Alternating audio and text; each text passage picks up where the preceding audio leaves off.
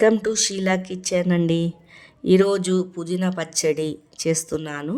ఒక 15 పచ్చిమిర్చి తీసుకొని రెడ్గా ఫ్రై చేసి పక్కకైతే తీసుకున్నాను.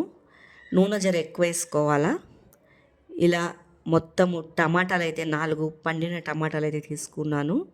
ఈ పచ్చడి టమాటా పండుగ ఉంటే టేస్ట్ మాత్రం బాగుంటుంది బాగా.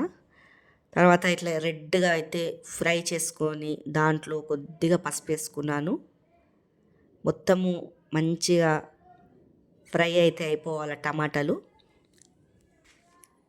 ఇలా ఫ్రై చేసుకుంటున్నాను మొత్తము. తర్వాత పక్కకైతే తీసేసుకున్నాను.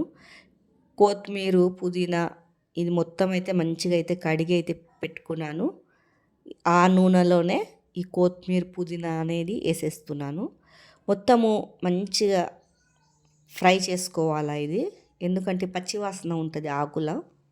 మొత్తం మంచిగా ఫ్రై చేసుకొని ఇలా బాగా పక్కకైతే తీసేసుకోవాలి. ఇది తీసేసుకున్నాక మిక్సీలో పచ్చిమిర్చి, కొద్దిగా చింతపండు, మనకు రుచికి సరిపోయేంత సాల్టు, ఎల్లిపాయలు జర ఎక్కువ వేసుకున్నాను, నోటికి మంచిగా కొడుతుంది.